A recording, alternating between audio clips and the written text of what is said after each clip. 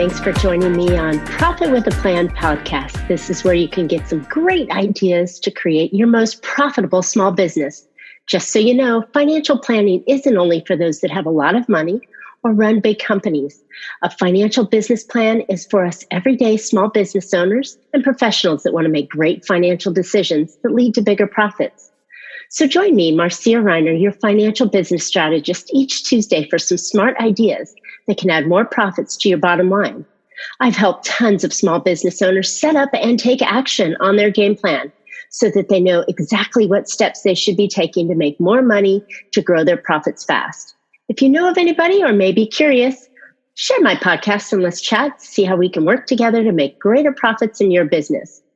So today, I am super excited to have Steve Larsen on our podcast today.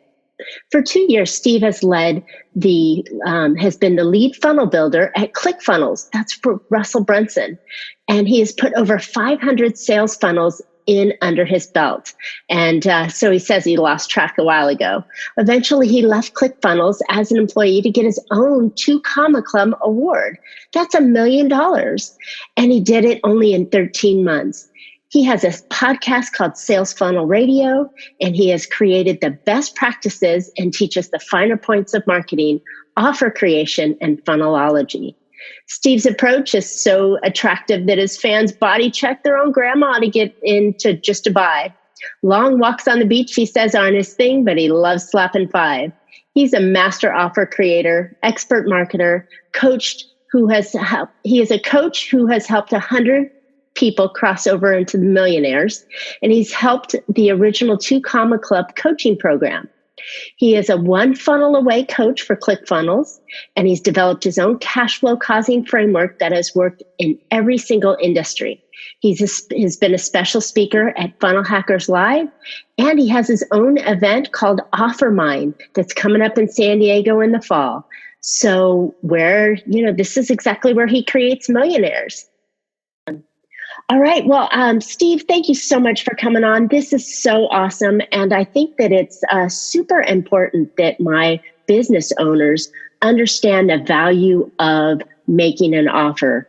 And you've got this amazing program going out, and you've just enlightened me on the 5 pillars that I talk about for businesses. They need to understand their finances. They need to understand their organization. They need to understand their product, their sale, their marketing, and then their growth. And you fit right perfectly into that product line. So I think this is perfect. And I would love to hear from you why or how we make that perfect offer. Yeah. So, I started out as it took me 34 product tries over 5 years. I failed for a lot of years. And, every single one of them was a success to some degree, but overall a failure. And it just continued to grow and grow and grow till finally I started realizing, I learned what these funnels were, the sales funnel game.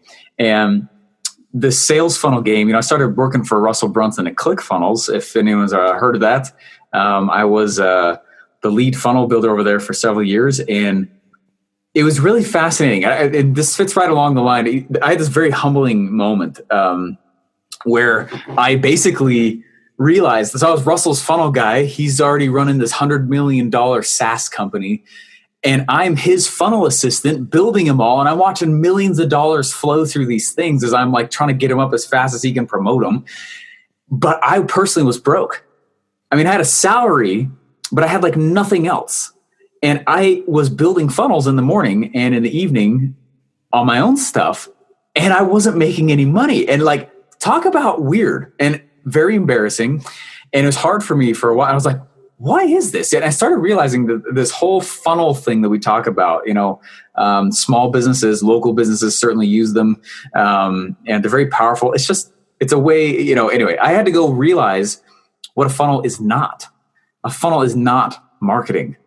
A funnel captures the effects of marketing, right? And so I have to go in and I started realizing this, and I'm like, it was a humbling thing for me to realize in the position and role I was in. It was actually kind of embarrassing. And when we get down to it, like the core of this, like what a funnel is nothing more than a message and an offer. And so if I stand on a stage and I say a message and I give you an offer, I'm the funnel. this is not a new concept. ClickFunnels did not invent funnels. They've been around forever, since the first caveman, traded a piece of meat for a fish or something. You know what I mean? A rock. Right. But that's so important, because everybody I talk to in the business world, they think these funnels are these online pieces that go out to mass people. And I'm like, no, it's a tool. It's a tool to be able to get people to see your message and hear your message and come into your offer. Totally. And honestly, the reality is that if you have sold anything ever, you had a funnel. At any price point, on or offline, by mistake even, like you had a funnel. But most people don't, it's a marketer's role to develop a message and an offer that fits an audience. And they don't do that with intent. And so usually they're not very good. And so all we do is we just put those elements, the message and the offer, on a series of pages. So it's the same every single visitor. And then we can measure it, and that's the major benefit of there. It's automated. So, but that's one of the first big pieces to realize, is that the offer creation piece is very attractive and the funnel is very attractive, but it's not like this magic thing. We spent a lot of time trying to figure out how to define a funnel. What is a funnel, and trying to help people see what that is. So I think you said something. You had an online program. I want to say a week or two ago, and it was about your offers and the realization. And you had all these people come on. And what was your final offer? I loved it. You got me sucked in. I'm watching it and thinking, you want to have one really good offer. But the point that came back was it's all about what you're offering, not the language and the funnel and all these steps in here. It's what you're offering that has to be so darn irresistible. Then you can create everything around it. So you had said some things in your program that was your aha about what that offer was. 34 failures later, you're quite successful, I might add. Yeah, thanks. Yeah. A lot of those things, it's interesting. So this summit that we did, I was like, and for the times we're in, kind of crazy economically, what would your final offer be if you needed to kind of make a Hail Mary final shot that would fund your life? What would that offer be? And to put yourself in a scenario like that is kind of intense. And, but it was valuable. And I asked 100 people that question. Only 30 people. I had a lot of people say like, oh, that's too intense. I'm not even going to try and respond to that, But I thought that everyone was going to talk about the offer. And instead, what I found out is that most people, as I started doing these interviews and chatting with very successful people, they, for the most part, everyone focused on how they would get evergreen styles of traffic and attention to the offer. Mm-hmm. The offer was definitely a big, sexy piece that needed to be very attractive, of course. But once that part was figured out, it's like the role of the person shifts. And this has happened in my own business. Once I know what I'm selling and who can buy it and who should buy it, my role shifts. And instead, my role shifts to this full-time attention getter, right? And I'm just going to create sales pressure and noise positively, towards this offer. Otherwise, it could be the best thing on the planet, but you won't make any money. No one will know otherwise.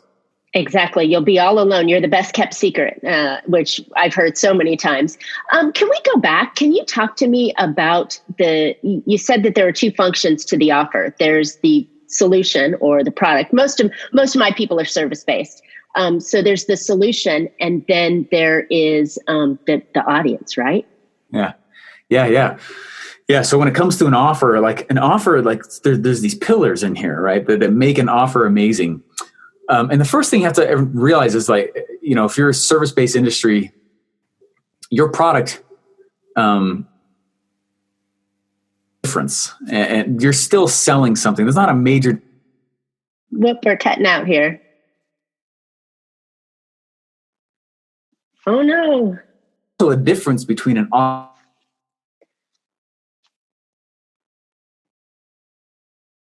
Hopkins, and he was like the Michael Jordan of copy.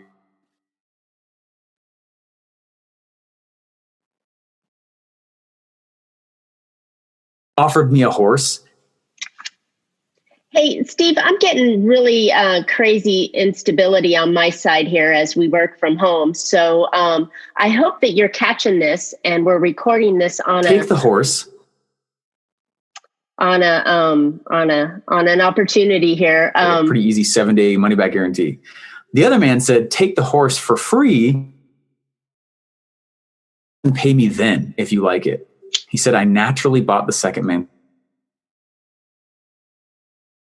Are you still there?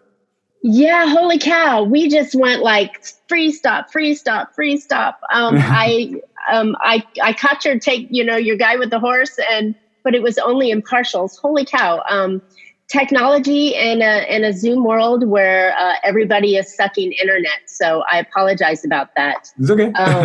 I hope that recorded, but where do we pick back up? Sorry, I've not had a quite a disruption like that on there. That's so fine. you were talking. Going. Yeah, you were talking. Please carry on. Yeah. Keep going. So he said, "Oh my gosh, it's doing it again." Could drive them, and basically said the first man said, "Hey, you know what? Take the horse for a week, pay me, and take the horse for a week. And after a week, if you don't like it, come back and I'll give you your money." The second man said, "You know what? Go ahead and just take the horse for a week. Don't pay me in a week if you like it." And he said, I naturally bought the second man's horse. And so it's very interesting because one's a product and one's an offer. Same product. And one was just turned into 2 horses, exact. One is like a deal and one isn't, right? And or a better deal, I should say. And so what's fascinating is when you look at that and you look to see how offers are created, they're evolved products. There's a really good guy, awesome guy. I've got a chance to meet him, kind of become friends with him lately, but his name's Jack Turk. He's the man. He was Dan Kennedy's ghostwriter. If you don't know who that is, he's like another Michael Jordan figure in our world. And basically, he has this formula that says offer equals core product plus value add. Like, that makes sense. So I'm going to take this core product and I'm going to increase the value. And, in today's economic times, like, the thing you have to think about is like, how can I, like, everyone's running to discounting right now because, but I think that's a huge mistake. You are literally aiding in the destruction of our economy. And everyone's giving away all this stuff for free. There's price, there's cost, there's value. They're not the same thing. Price is what the person's going to pay you. Cost is what I pay to fulfill. Value, though, value is fascinating. You determine value by what is useful. All right. So if I sit back and I make a really powerful, amazing offer, the reality is I'm going to make core product, the core offer equals I have an product plus usefulness. The answer today and what's going on, how useful you are to the economy, and it makes you so you don't have to discount. I love it. And I've been preaching the same thing to my clients and my listeners that I create a value stack. So I have them list everything that they could possibly ever do and put a value on it. And then when they make that offer, and I've learned from both of you and Russell, that it's a no-brain. They've got to take it because it's incredibly valuable at a price that you don't have to discount and you own the market. So I love that theory. Totally. Yeah. Just love it. So what else is going on right now in the offer world, in the funnel world, that you want to share with us today? Yeah, actually we are, so basically when I was working at Clickfunnels, we built almost 500 sales funnels. Not all of them were revenue funnels, but there were certain projects that were like over 100 funnels alone. They were fulfillment style. Anyway, so we were building all these sales funnels and building all these. I'm a marketer, and Russell's the same. He's not a coder. It's because he shoots the microphone or takes off thing to every single person. And he goes, I know, isn't that crazy? I was like, yeah, it is crazy because you have local shop, you have somebody who's doing software, someone doing visas into Australia. That was it was nuts. And it's the same style of processes that made all their businesses work on the internet. And so what we started thinking is like, well, instead of you saying the same thing over and over again, what if we created this thing where people could go through it first? And that way you're just like, it's a 6-inch putt instead of like this massive, huge Hail Mary you got to throw every time. And so he put me to work, and it went through 12 years of his material. It took me 6 months. And I ordered it and I organized it. And I was like, hey, in order to know that, you really have to know this. In order to do this, you have to know that. And this took a long time. And we sold it, what it turned into as the first 2 Comma Club coaching program. And it was powerful. It was very, very powerful. And I was the only coach for 600 students. Wow. And it was this thing he and I did together for several years. And, when he couldn't go on stage, I'd go on. When he wanted to come on speak, I'd get out. It was fun. We go back and forth. And since I left Clickfunnels, we stopped doing that program and ended what that was. And so we went and we created just tons of programs of our own since then because it was so successful with other people. So we have the summit that will teach some of these things that you're just talking about. We have a program called Create Your Core Offer, which brings people through this very process that I'm walking through. The latest and greatest thing we're doing right now is a show we're launching called Pursuit of Profit. Ooh, I love it. Yeah. I love it. Anything, we're in business to grow profit, right? We're not a nonprofit. We're not a donation site. We want to do it. And I think that there's some shortcuts, right? Go after the people that have already done it, that know the tricks, and that can shorten your distance to getting that profit increase. So I love it. We see behind you the capitalist pig. I love your It's Monday Baby shirt. You have so much fun with all your swag. It is part of marketing though, right? It's a brand that we can all use. And we should be doing that in our own business and having that kind of brand. How did you come up with the idea of doing the t-shirts and the capitalist pig kind of conversation? It's a evolution of several ideas over several years. But so I spent some time in the Army and I enlisted, and then I came back and I was going to go be an officer. And while I was studying to become an officer, I had this crazy, amazing teacher who's this amazing historian, and all we did was study battles, tons of wars. This actually is where this came from. And basically, after studying all these wars and all these battles and these tactics, it looked like football plays. You're drawing them all out. And at the end of the semester, this historian, this brilliant guy, he looks at us and he goes, it's kind of this off-the-cuff comment. And he goes, what's interesting is there's basically been no wars that's ever been started because of a social issue. He said all wars basically start because of rights. And I had never thought of that being a difference. I didn't realize that there were social issues and there were rights.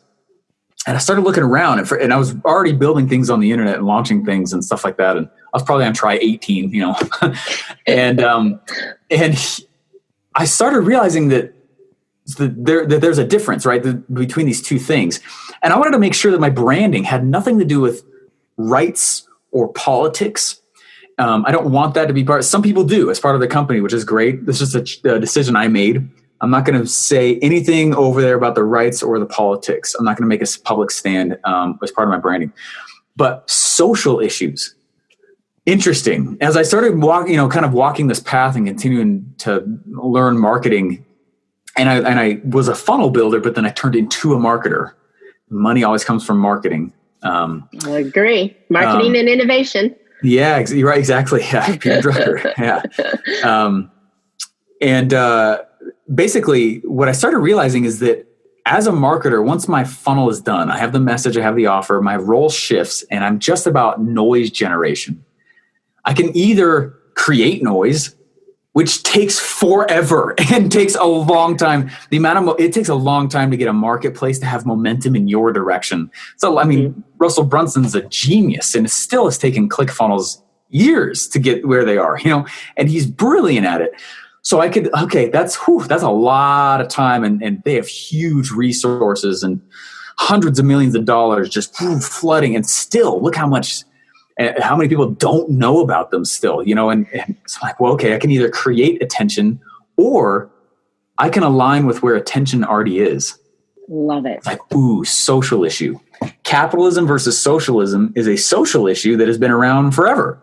Mm-hmm. What if I was just to ride the wave of that noise, create a stand that way on a social issue and make it part of my logo, and I'll sell my products and services on the back of that wave. And so it's one of my strategies that I use. bit aggressive, but but it's so smart though. I mean, why not ride on someone else's coattails, right? Society has been educated in so many ways for us. Why not align with it? Like right now, society in this economic time is being educated that we can do a lot without actually talking to each other, which there's pros and cons to that. But everyone's like, hey, it's going to get back to normal. It will never go back to how it was. We have just re-educated an entire economy on other ways to get work done. Mm-hmm. It's not going to go back to normal.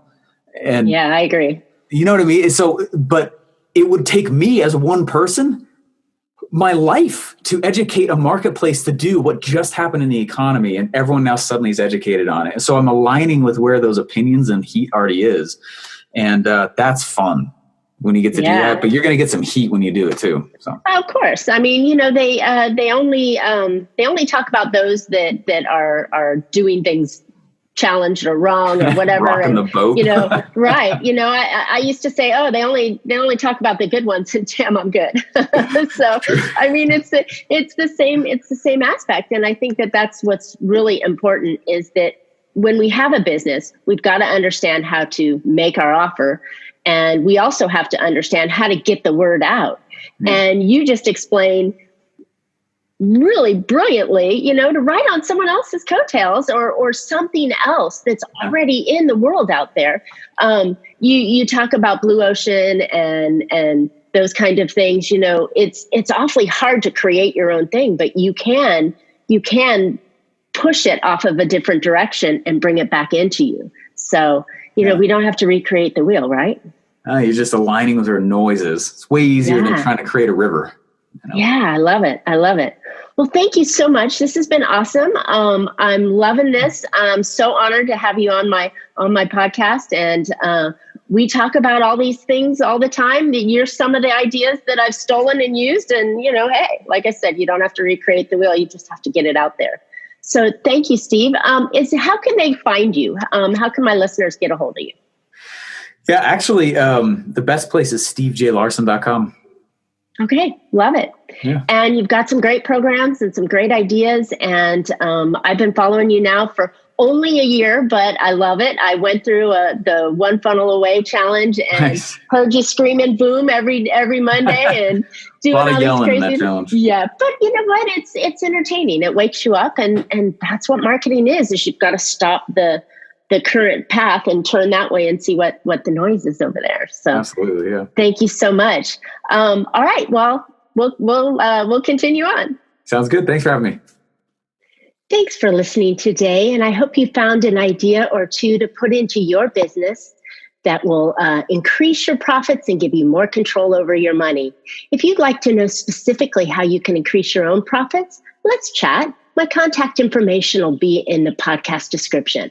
I am super excited to announce my new book, Big Profit Secrets Exposed. And thanks to Steve Larsen, he and Russell Brunson helped me write this book. It's on Amazon, and you can always get it. The information will be in the podcast link.